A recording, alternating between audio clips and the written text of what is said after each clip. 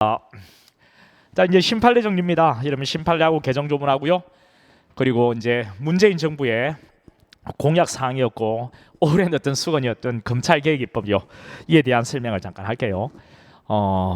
이제 그 검찰 개혁 입법에 관한 이야기는 군데군데 반영되어 있지만 맨 뒤에 다시 한 번 더 정리를 할 거고요. 여러분 일단 이것으로 가지고 갈 겁니다. 이번에 핵심 정리서가 개정판이 나왔는데 그 개정판 낼 때 이전에 핵심 정리서에 없던 19년 이 판례 있잖아요. 18년 말과 19년 판례를 다 반영을 했어요. 2000년 그 한 4월 5월까지 4월이죠. 4월까지 판례를 반영을 했거든요. 그래서 이 내용을 가지고 정리를 하면 될 것 같아서 했습니다. 여러분 어차피 이전에 그 핵심 정리서를 가지고 있으시잖아요. 거의 대부분 그 친구들한테는 이 추록을 준다는 그런 의미도 있고 또 이것을 가지고 정리하면 될 것 같아서 별도로 프린트물 형태의 그 준비를 하지 않았습니다. 오히려 이게 더 좋을 것 같아가지고요. 개정판이 나오는 시점이 딱 맞물려가지고 그렇게 되었습니다. 그리고 여러분 이제 그 강의에 들어가기 앞서서 뭐 중요한 판례는 제가 말씀드릴게요. 그런데 신판례보다는 또 개정조문보다는 월등히 이전에 구판례가 중요하죠. 근데 요즘의 출제는 아주 오래전 판례보다는 최근에 한 4년, 5년, 조금 땡기면 3년 이 정도 판례를 좀 많이 물어보는 추세입니다.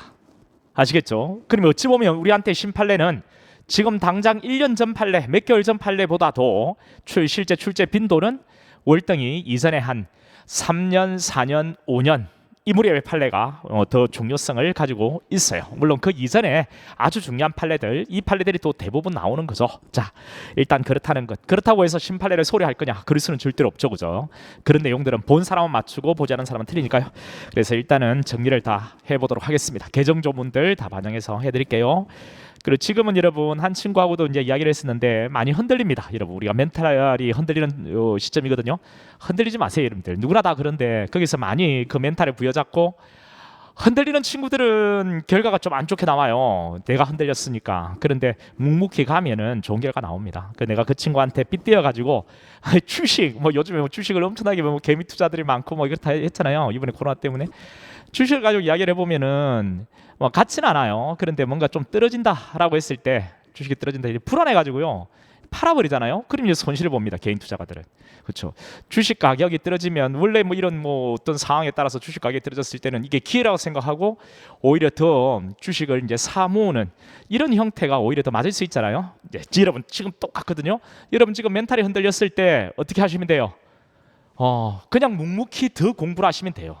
이게 뭐 그게 떨어졌을 때 더 이렇게 하면 나중에 결과는 보거든요. 좋은 결과를 보거든요. 근데 좀 떨어진다 해가지고요 점수가 좀 낮게 나온다, 주식 가격이 떨어진다 해가지고 그게 흔들려가지고요 마구마구 팔아버린다. 마구마구 흔들려가지고 여러 가지 고민을 하게 되고 공부를 안 하게 되면은 결국 점수는 더 낮게 나옵니다. 지금은 묵묵히 가는 거, 묵묵히 사모으는 거. 여러분 부족한 부분요 모의고사 같은 거 쳤을 때 공부 잘 안 될 때 불안해지시잖아요.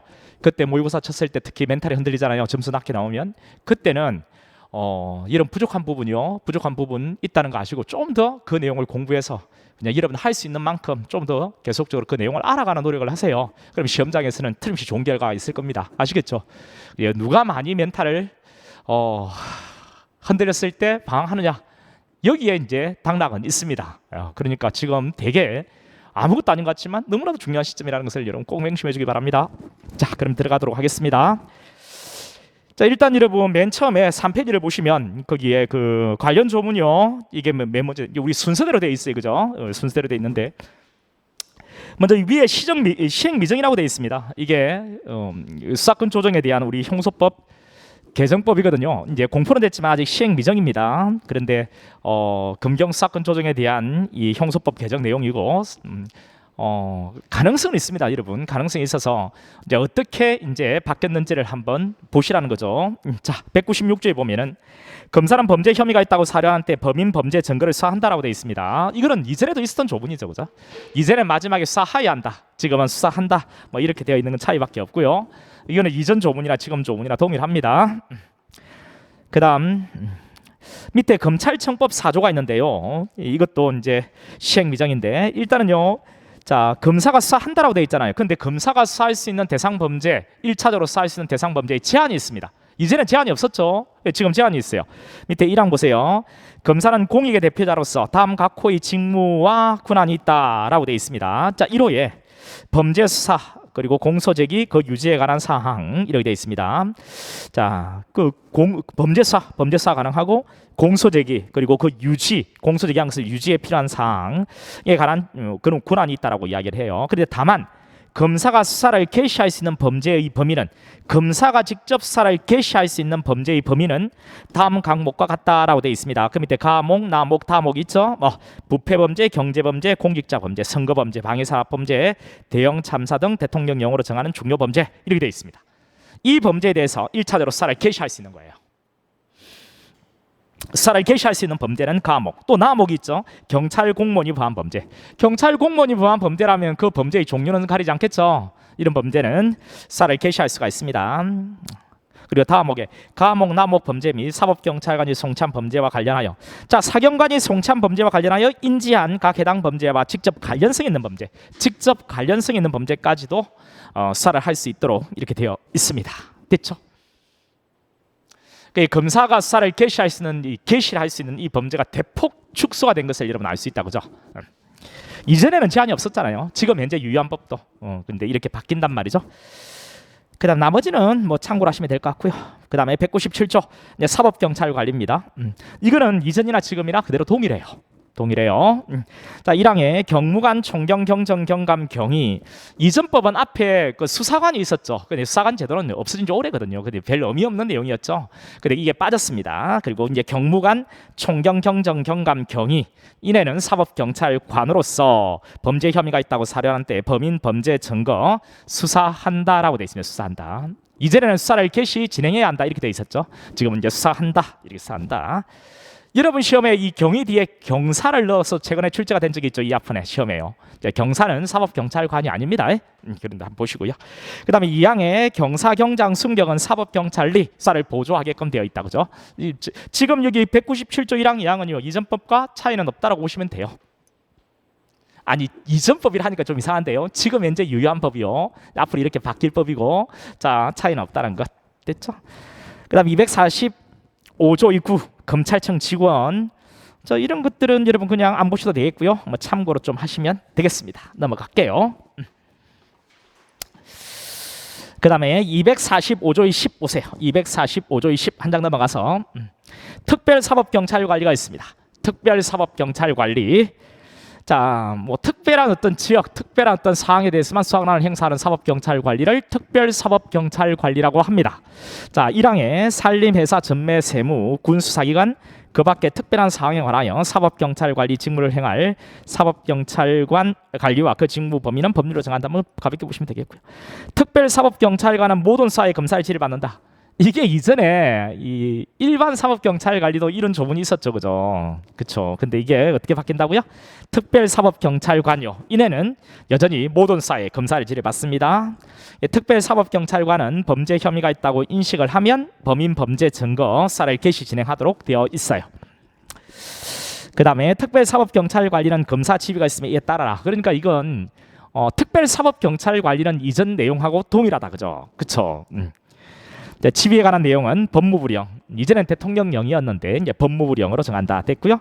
자, 5항에 특별사법경찰관은 범죄를 수사한 때 지체 없이 검사에게 사건을 송치한다. 지체 없이 검사에게 사건을 송치한다. 그리고 관계 서류 점검물을 송부를 하라고 되어 있습니다. 됐죠? 이건 뭐 한번 가볍게 보세요. 특별사법경찰관리가 중요한 파트는 아니니까 좀 가볍게 보시면 됩니다. 그다음 넘어가서 검사하고 사법경찰관리의 관계, 이것도 이제 시행 미정입니다. 지금 하는 것들은 이 조문들은요. 근데 이렇게 이제 법이 바뀌는 이 바뀐 법이 한 문제 정도로 나올 가능성이 있어서 여러분이 봐두시라고 하는 거예요. 예, 검사와 사법경찰관의 관계. 자, 검사와 사법경찰관은 수사, 공소 제기, 공소 유지에 관하여 서로 협력하라라고 되어 있습니다. 지금 이제 앞으로 이제 시행될 법은요, 협력 관계로 바뀌었습니다. 협력 관계. 이전엔 지휘 감독 관계였죠. 지금은 협력 관계. 자, 1항에 따른 수사를 위해서 준수해야 하는 일반적 수사 준칙에 관한 사항은 이제 대통령령으로 이제 정해질 거예요. 자, 197조 2 이제 보안 수사 요구 볼게요. 자, 협력 관계인데 이제 보안 수사를 요구할 수 있다는 겁니다. 누가? 검사가 사법경찰관에게. 자, 볼게요. 검사는 다음 각 호의 어느 하나에 해당하는 경우에 사법경찰관에게 보안수사를 요구할 수 있다라고 되어 있습니다. 보안수사를 요구할 수 있다. 자, 이제 사경이 이제 송치를 했다면 이 송치 사건의 공소 제기 여부를 결정할 때요, 뭔가 좀 필요한 게 있는 겁니다. 이 사경이 수사를 해서 보내준 것만으로 공소 제기 여부를 결정하기에 좀 뭔가 부족한 부분이 있다고요. 이런 경우 보안 수사를 요구할 수가 있습니다. 또 공소 제기 여부 결정, 또 공소를 제기한 것을 유지해 나갈 때 뭔가 이제 증거가 좀 필요할 수 있겠죠, 그죠? 증거 만약에 희박해졌다면 계속 공소를 유지해 나가기 어려운 상황이 있을 거 아니에요. 이런 경우에 이제 검사가 보안 수사를 요구한다는 거죠. 그다음에 이후에 사법경찰관이 신청한 영장 청구. 사경이 이제 영장을 청구할 수 있는 권한은 없습니다, 그죠? 우리 헌법의 영장 청구는 검사로 한정하고 있기 때문에 개헌이 되지 않는 한, 그죠? 사경은 여전히 검사에게 청구해 달라고 신청을 하는데요. 이제 검사가 영장을 청구하려고 하니까 뭔가 좀 부족한 게 있습니다. 좀 더 소명이 돼야 돼요. 그래서 이제 보안수사를 요구한다는 거죠. 청구 여부 결정에 대해서 필요한 경우에, 청구 여부 결정에 관하여 필요한 경우에, 됐죠? 사경이 검사의 영장을 청구해 달라고 신청, 이제 검사가 영장을 이제 청구를 할지 말지 이 여부를 결정할 때 필요한 이제 경우에 보안수사를 요구할 수가 있습니다. 자, 2항.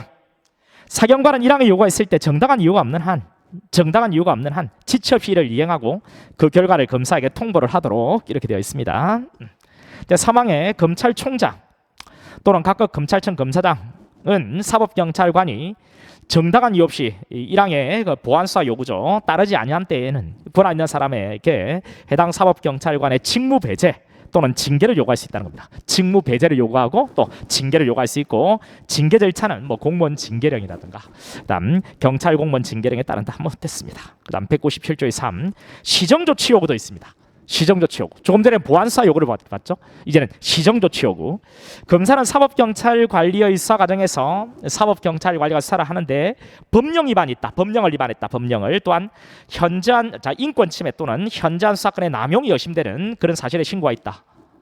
뭐 법령 위반했다, 인권 침해했다, 현저한 수사권 남용 의심되는 사실에 신고가 있다면, 또는 그러한 사실을 검사가 인식하게 된 경우에는 사법경찰관에게 사건 기록 등본의 송부를 요구할 수 있다. 등본의 송부를 요구할 수가 있다.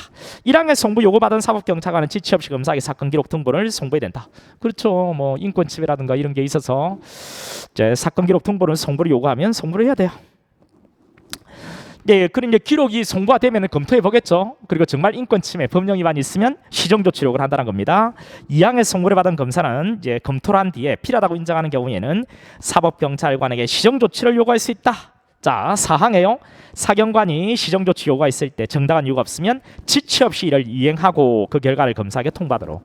시정 조치를 요구하면 특별한 사정이 없으면 이행을 하고 그 결과를 통보하도록. 자, 5항의 4항의 통보를 받은 검사는 시정 조치 요구가 정당한 이유 없이 이행되지 않았다. 여러분, 통보를 받았는데요, 지가 뭐 이행을 하고 그 결과를 통보했는데 내가 시정을 하라고 한 게 이행되지 않은 것 같은 거예요. 여러분, 그럴 수 있겠죠. 자, 이행되지 않았다고 인정이 되는 경우에는 사법경찰관에게 사건 송치할 것을 요구할 수 있다. 자, 시정 조치를 요구했는데 안 되면 송치하라는 요구를 한다는 거예요. 송치. 그러면 송치를 해야 되겠죠, 그죠? 6항에 송치 요구를 받은 사법경찰관은 검사에게 사건을 송치해야 된다. 이렇게요. 그러면 이제 지금 현재 이 수사건이 이제 앞으로 이제 시행이 이제 들어갈 건데요. 시행 시점이 정해질 건데 막상 수사를 할 때 뭐 인권 침해라든가 법령 위반이 있으면 시정 조치 요구하고 안 받아들여지면 송치 요구하고, 그럼 또 검사가 수사를 하게 돼요. 그러니까 지금은 정말 경찰들이 해박한 법률 지식을 가지고 법령 위반이 정말 없어야 돼요. 그렇죠. 지금 상당히 중요한 시점인데 인지하고 있겠죠. 물론 경찰 조직도. 자, 7항입니다. 검찰총장 또는 각급 검찰청 검사장은 사법경찰관리 수사 과정에서 법령 위반, 인권 침해, 현저한 수사권 남용이 있을 때 권한 있는 사람에게 해당 사법경찰관리의 징계를 요구할 수 있고, 이거는 직무 배제는 없다, 그죠? 그렇죠. 위에 보안수사 요구에는 직무 배제가 있었는데 여기는 직무 배제는 없고 뭐 징계 요구할 수 있고, 그 징계 절차는 공무원 징계령이라든가 경찰 공무원 징계령에 따른다. 이렇게 되어 있고요. 자, 8항. 사법경찰관은 피해자를 신문하기 전에, 이제 사경관이요, 이제 피해자를 신문하기 전에 수사 과정에서 법령 위반, 인권 침해, 현저한 수사권 남용이 혹 있다면 당신은 검사에게 구제를 신청할 수 있음을 피해자에게 알려주게끔 되어 있습니다. 그러니까 이제 경찰들의 수사 활동도 사건을 가지고 왔지만요. 1차적인 사건을 상당히 이제 잘해야 된다는 게 여실히 드러나는 거죠, 그죠? 이제 검사에게 구제를 신청했으면 알려주는 겁니다. 자, 넘어가서 197조의 4 사의 경합. 이게 사의 경합하니까 이제 뭐 뻔하겠죠. 경합한다는 거, 뭐 검사하고 우리 사경의 경찰 S사가 경합한다는 그런 이야기이겠죠. 검사는 사법경찰관과 동일한 범죄 사실을 수사하게 된 때에는, 검사하고 사법경찰관이 동일한 범죄 사실을 수사하게 된 때에는 사경관에게 사건 송치할 것을 요구할 수 있다. 뭐 송치를 요구할 수 있다라고 되어 있습니다. 송치를 요구할 수 있다. 자, 1항에 요구받은 사법경찰관은 지체 없이 검사의 사건을 송치해야 된다. 이제 사가 경합하면 검사의 사를 우선적으로 허용해 줍니다. 됐죠? 송치할 것을 요구할 수 있고 요구받은 사경관은 지체 없이 송치를 해야 된다. 다만요, 송치하지 않고 계속사를 진행할 수 있는 예외가 있다는 거예요. 이 예외 물어보겠죠. 물어보겠죠. 예외 어떤 경우예요? 검사가 영장을 청구하기 전에, 법원에 영장을 청구하기 전에 동일한 범죄 사실에 대해서 사경이 먼저 영장을 청구해 달라고 검사에게 신청을 하는 거예요. 됐죠? 사경관이 영장을 신청한 경우에는 자, 해당 영장에 대한 범죄 사실은 계속 쌓일 수가 있는 겁니다. 자, 여러분, 사경이 영장을 검사에게 청구해 달라고, 법원에 청구해 달라고 신청을 했다는 것은 사경의 수사가 상당히 진척되었음을 알 수가 있는 거죠. 그렇죠? 이런 경우에 검사가 영장을 청구해도 이미 충분히 수사가 진척이 된 우리 사경도 계속 수사를 진행할 수 있게끔 이렇게 되어 있다는 거예요. 됐죠? 자, 이제 여기 수사의 경합 부분 정리를 잘 해두세요. 수사의 경합 부분. 그다음 221조요. 사법경찰이 신청한 영장 청구 여부에 대한 심의라고 되어 있는데요.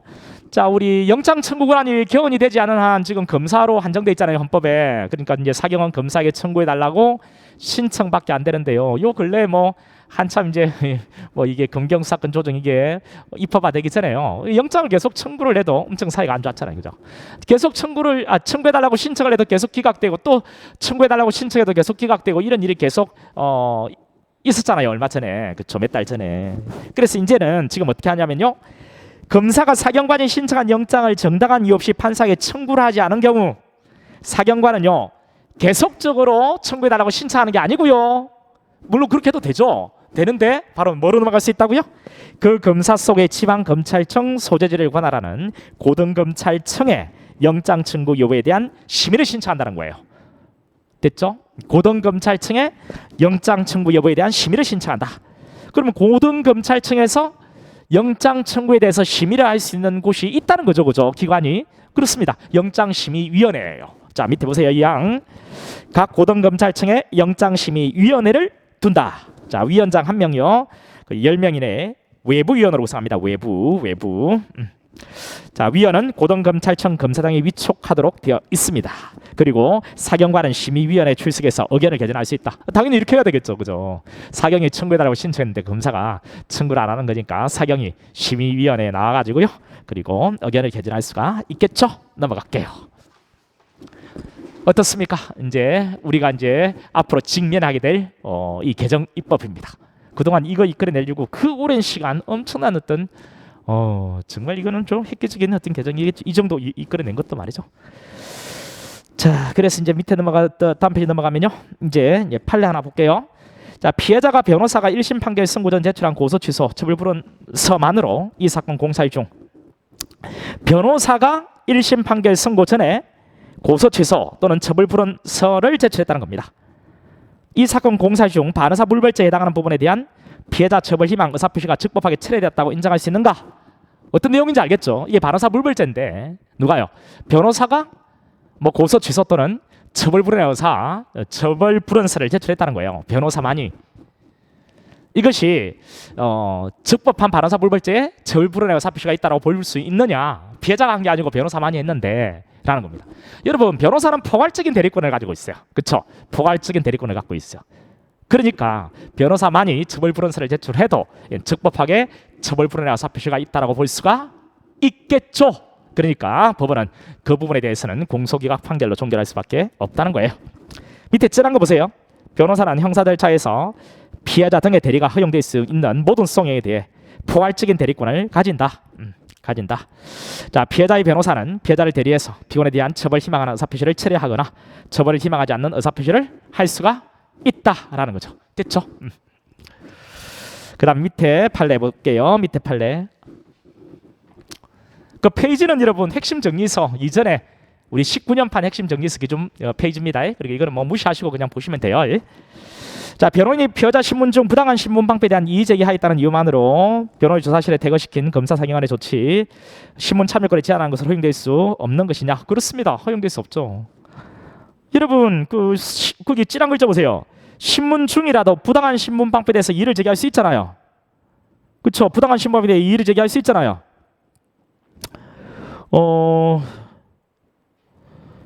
근데 여러분 이의를 신청했다. 부당한 신문 방법에 대해서 이의를 신청했다는 이유로 그 밑에요. 변호인이 피해자 신문 중에 부당한 신문 방법에 대한 이의를 제기했다는 이유만으로 변호인을 조사실에서 대거시킨 조치가 이건 정당한 사유 없이 변호인 피해자 신문 참여권을 제한한 것으로 당연히 허용될 수는 없겠죠. 이게 되게 중요한 판례는 맞죠. 중요한 판례는 맞는데 너무 당연한 거잖아요. 그죠? 그렇죠? 우리가 부당한 신문에 대해서 이의 제기하려고 변호인 참여한 거잖아요. 근데 이의 신청을 했다 해가지고 말이에요. 그게 만약에 고성이라든가 폭언이라든가 욕설이라든가 계속적으로 이의 신청을 계속적으로 동일한 내용에 대한 이의 신청한다든가 이렇다면 이거는 신문을 방해할 의도라고 볼 수 있겠죠. 이런 경우에는 나가세요. 제한을 할 수 있을 겁니다. 근데 그게 아니라고 한다면 이의 신청했다는 사유만으로 피해자 신문 시 변호인 참여를 제한하는 것은 허용될 수 없겠죠. 우리 다툴 방법도 알고 있죠. 뭐 줄한고.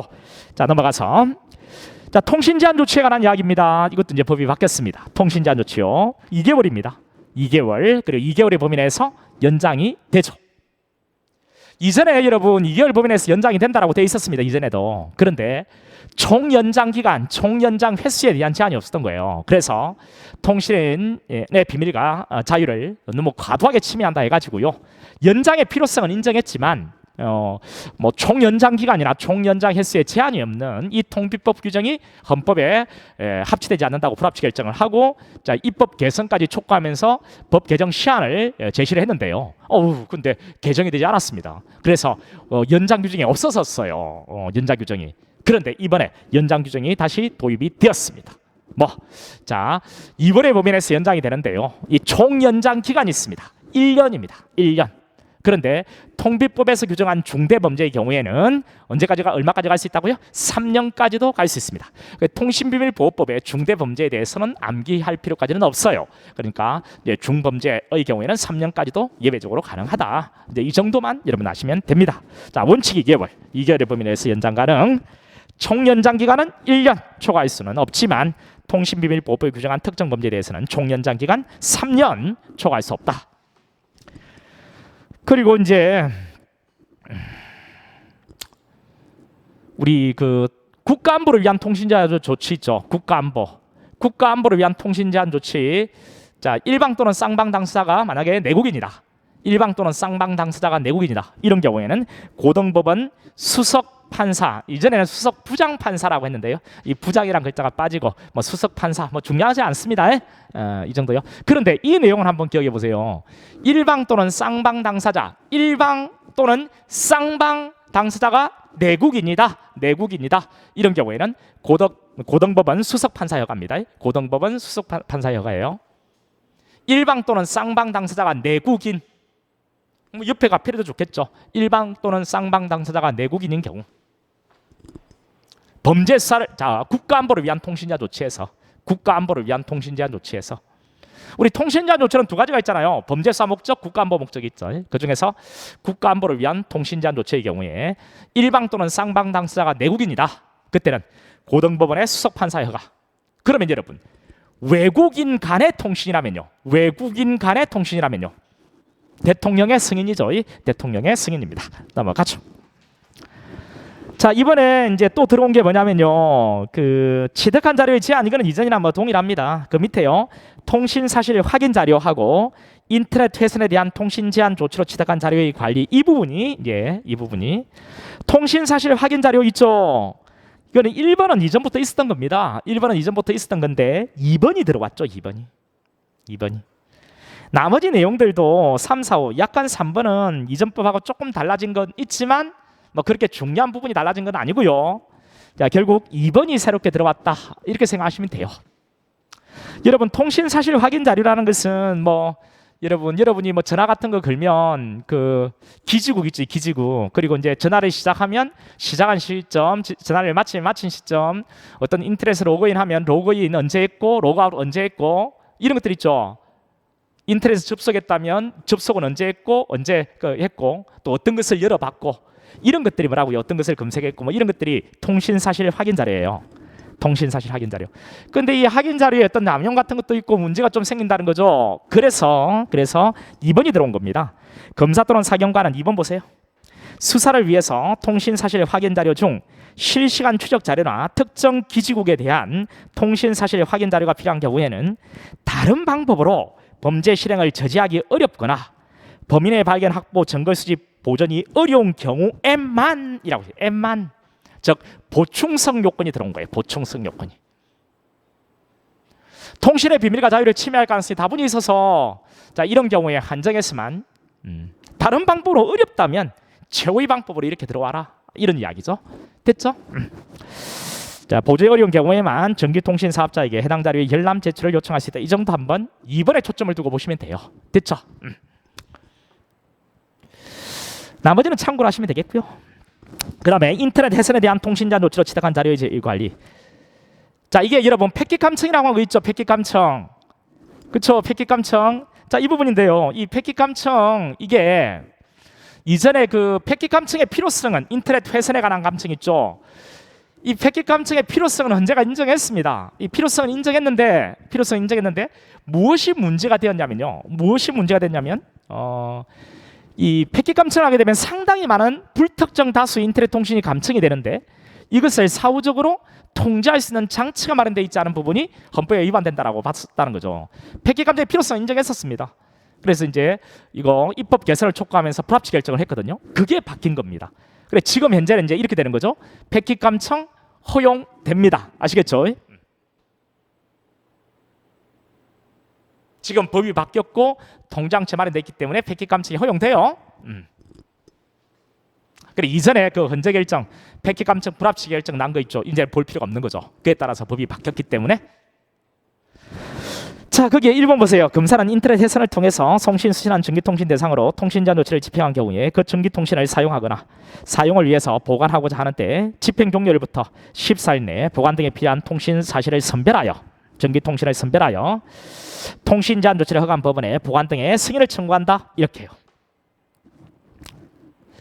보관 등이 필요한 전기통신을 선별을 해야 되는 거예요. 됐죠? 딱 선별해가지고 제한적으로 허용하겠다는 거예요. 법원에 승인을 청구하는 겁니다. 이런 게 없었기 때문에 불합치가 났거든요. 이제 사후적으로 통제하는 방법들이 등장을 했죠. 사경관은 자 이 검사에게 승인을 신청해 달라고 청구하는 거죠, 그죠? 사경은. 그래서 이번 내용은 일반 내용과 뭐 다르지 않습니다. 법원에다가 이 승인을 이제 해달라고 청구하는 것은 검사니까요. 사경 같은 경우에는 검사에게 승인을 청구해달라고 신청을 할 수밖에 없겠죠. 그런 내용이니까 내용은 동일해요. 자, 나머지는 여러분 참고로 한번 읽어보시면 되겠습니다. 그래서 이 내용을 통해서는 그냥 이렇게 하세요. 자, 우리 인터넷 회선을 통해서 송신 수신한 전기통신을 대상으로 한 통신자 노출의 경우에는 지금 현재는 자 이것을 남용을 막을 수 있는 그런 방법이 법에 규정이 되었기 때문에 인터넷 회선을 통한 통신자 노출가 허용된다는 것, 이 정도 여러분 기억하고 있으면 됩니다. 자 넘어가서 이거는 뭐 이전에 있었던 규정인데요. 뭐 최근에 좀 출제가 되기도 해서 좀 반영한 내용입니다. 이건 개정 조문이 아니고 이전에 있었던 조문이에요. 거기에 뭐 한번 그냥 해드릴게요. 제 3번입니다. 3번인데 거기 보면 9페이지에 그 위에 보면 3번 있죠. 여러분 체포영장의 발부를 받은 후에 피해자를 체포하지 않거나 체포한 피해자를 석방했다. 체포영장을 발받았는데요. 이거 체포하지 않는다. 않을 수 있습니다. 왜? 우리 수사기관이 검사가 청구해서 발받은 영장은요 허가장이기 때문에 집행하지 않을 수 있습니다. 기소 이후에 법원이 직권으로 발부한 영장은 뭐예요? 명령장이죠. 그러니까 집행을 해야 되는 의무가 있습니다. 그런데 우리 수사 단계에서 검사가 청구해서 발부받은 영장은 허가장이라서 집행하지 않을 수가 있어요. 이런 경우 또 재판 피해자를 석방을 했다면 지체 없이 검사는 영장을 발부한 법원에 그 사유를 서면으로 통지한다는 것 됐죠? 이런 것도 한번 봐두세요.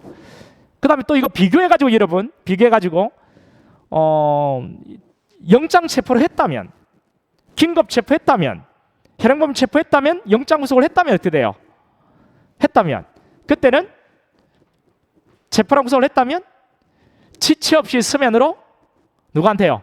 이 피해자의 변호인 스님되어 있으면 변호인에게, 아직 스님되어 있지 않으면 변호인 스님권자 중 피해자가 지정한 1인에게 영장 체포, 긴급 현행범 체포, 영장 구속 사실을 지체 없이 서면으로 통지하도록 되어 있죠. 이거는 많이 나왔죠. 근데 지체 없이라는 것이 뭐하니까 우리 형소규칙으로 몇 시간이요? 체포나 구속한 때부터 24시간 이내에 서면으로. 근데 24시간 이내에 서면으로 통지를 어려울 수 있죠. 이런 경우에는 뭐 전화나 팩스 이런 걸로 통지하고 다시 재차 서면으로 꼭 통지가 이루어져야 되죠. 그래서 체포 구속 통지는 서면입니까? 구술입니까? 서면 구술입니까? 서면이라는 것까지 정리를 하시면 돼요. 그러니까 자, 우리 체포나 구속을 했다면 피해자의 변호인, 아직 승인되지 않으면 법배직형 중 1인에게 통지하는 것, 이쪽으로 가시고요. 자, 영장을 발받았는데 집행하지 않았다 또는 집행한 뒤에 석방했다, 이런 경우에는 법원에 통지한다는 거 둘을 나란하게 비교해서 정리하세요.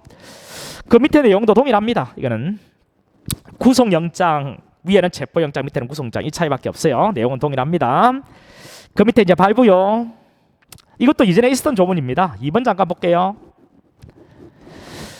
자, 그 1번에 뭐 피고인을 구속하면 구속영장 발부한다라고 돼 있고, 2번에 구속영장이나 피고인의 성명, 주거, 그리고 제명, 공사실 요지, 인치 구금 장소 쭉 갔습니다. 유효기간, 그 기간을 경과하면 집행에 착수하지 못하며 영장을 반환해야 할 지지를 기재하고 재판장 또는 수명업가에 수명 날인한다. 뭐 이렇게 가볍게 읽어보세요. 유효기간이 지나면 그 집행에 착수하지 못합니다. 영장을 반환해야 돼요. 됐고, 이제 넘어가서 그럼 이거 하나 해볼게요. 여러분, 인치 구금 장소가 이제 영장에 기재가 되는데요. 인치 구금 장소가 변경이 필요하면 집행기관이 지 마음대로 바꿀 수 있습니까? 없습니다. 뭐 영장을 발부한 곳에 반환을 하면서 인치 구금 장소 변경을 청구해야 돼요. 그 다음에 80, 그 밑에요. 여기 앞에 빠졌습니다. 한 글자가. 이게 그 제가 혹 빠뜨렸는가 싶어서 봤더니 제가 넘긴 자리에는 있더라고요. 편집하다가 빠뜨린 것 같아요. 객이 빠졌습니다. 객관적 관련성 인정한 판례. 여러분, 우리 영장은요, 영장에 기재가 되어 있는 그 대상 목적 범죄. 자, 우리 압수의 영장을 발받았을 때 그 영장이 된 목적 범죄에 대해서 압수한 것을 증거로 쓸 수 있죠. 뿐만 아니라 어디까지 쓸 수 있다고요? 관련 범죄까지 증거로 쓸 수 있습니다. 자, 영장에 압수수색의 어떤 그 대상 범죄가 적혀져 있겠죠. 그 압수수색의 어떤 목적 범죄가 있겠죠. 목적 범죄에 이 압수한 물건을 증거로 쓸 수 있는 건 당연하고요. 이 목적 범죄와 관련 범죄까지 또 압수한 물건을 증거로 쓸 수 있다라는 이야기잖아요. 근데 이 관련성 있는 범죄는 객관적 관련성과 인적 관련성이 있는 범죄까지 증거로 쓸 수 있거든요. 그 중에서 이전에도 객관적 관련성이 하는 판례는 들어 있었죠. 그죠? 여기 한 번 더 객관적 관련성을 인정한 판례가 하나 나왔는데요.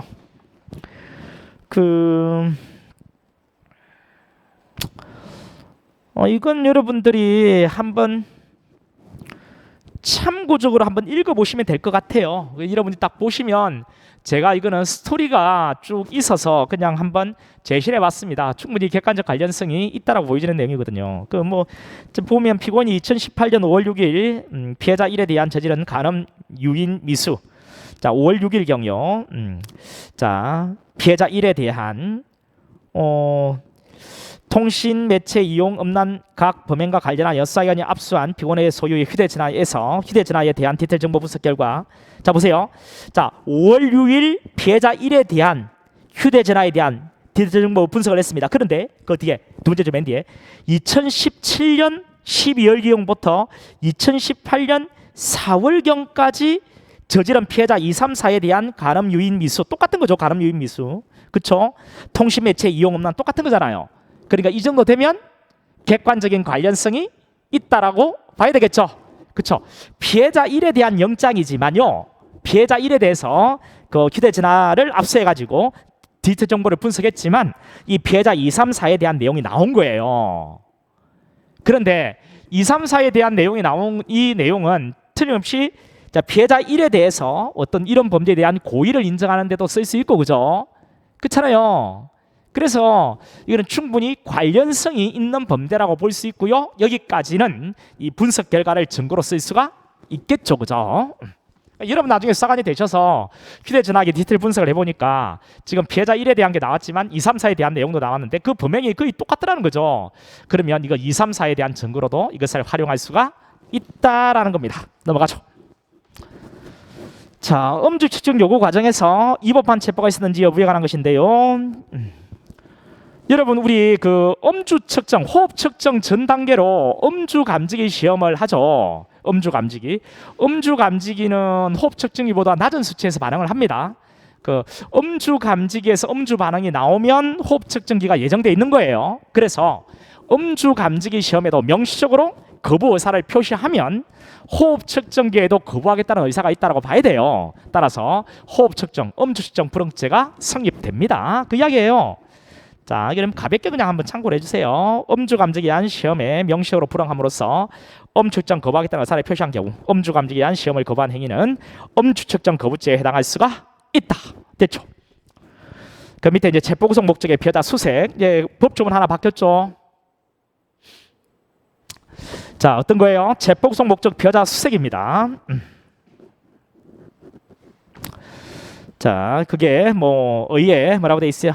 의에 검사 또는 사경관은 체포영장인 체포, 그리고 긴급 체포 또는 현행범인 체포, 그리고 구속영장의 피해자를 구속하는 경우에 필요한 때 영장 없이 타인의 주거, 타인이 간소하는 가혹, 건조물, 항공기, 선차례에서 피해자 수색을 할 수 있다라고 되어 있습니다. 영장 체포, 긴급 체포, 현행범인 체포, 영장 구속할 때 필요하다면 타인의 주거를 수색할 수 있다. 영장 없이 말이죠. 자, 이 수색은 여러분 이놈이 범한 범죄의 증거를 발견하기 위한 수색이 아니에요. 체포 구속을 할 놈을 발견하기 위해서 타인의 주거를 뒤지는 겁니다. 체포 구속할 사람을 발견하기 위해 그놈 발견하기 위해 뒤지는 거예요. 알겠죠? 요놈이 범한 이 범죄의 증거물을 발견하기 위해 수색한다는 게 아니에요. 지금 수색을 했습니다. 근데 이 수색은요 영장 없이 가능한데 영장 체포하고 영장 구속의 경우에는 수색 영장을 발받기 어려운 긴급한 사정이 있을 때 수색이 가능한 거예요. 됐죠? 체포영장인 체포, 그리고 구속영장의 피해자를 구속할 때 미리 수색영장 발받기 어려운 긴급한 사정이 있는 때 한정된다. 바로 이 부분이죠. 이전의 규정은 이 부분이 빠져서 이 부분이 없기 때문에 불합치 결정을 했습니다. 왜? 영장주의에 위반된다라고요. 근데 이제 이 헌재 결정은 볼 필요 없습니다. 왜? 그래서 이 부분이 빠져서 영장주의에 위반된다라고 해서 불합치 결정이 났고 법 개정을 하라 했고 법이 개정되었어요. 지금 이렇게. 그러니까 이 개정법만 이제 정확히 알고 있으면 돼요. 긴급 체포하고 현행범인 체포의 경우에는 이 내용이 없습니다. 이거는요 있을 수가 없는 거예요. 왜? 있을 필요가 없는 거죠. 왜? 긴급 체포나 현행범인 체포는 그 자체가 수색영장을 발받기 어려운 긴급한 사정이 있는 거죠. 지금 당장 긴급 체포를 하잖아요. 언제 지금 사람 잡는 것도 급해서 이제 영장 없이 체포하는데 수색 영장을 발받기 어려운 긴급한 사정이 당연히 있는 거죠. 현행범 체포도 마찬가지고. 그래서 이런 것들은 당연히 이런 상황이니까 집어넣을 필요가 없는 거죠. 우리가 미리 사전에 체포 영장을 발받아 두고 미리 사전에 구속 영장을 발받아 둔다는 것은 수색 영장도 발받을 시간 여유가 있을 수 있죠. 이런 경우에는 수색영장 가지고 와서 수색하는 게 옳다는 거고요. 예, 이런 경우를 하더라도 수색영장을 발부하기 어려운 긴급한 사정이 있다면 수색영장 없이도 수색이 가능하게끔 이렇게 제한을 하는 것이죠.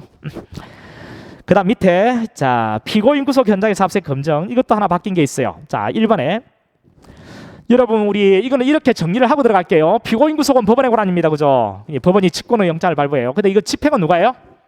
검사가 사경관리를 지휘해 집행하죠.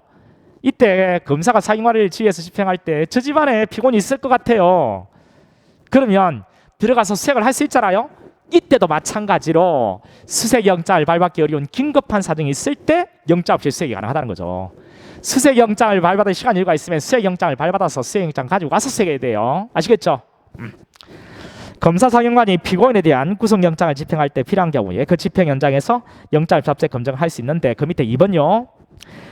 검사 또는 사경관리 또는 법원 사무관 등이 구속영장을 집행할 경우에 필요한 때는 미리 수색영장 발받기 어려운 긴급한 사정이 있는 경우에 한정해서 타인의 주거, 감차 있는 가옥, 건조물, 항공기, 선차 안에 들어가 피고인을 수색할 수가 있습니다.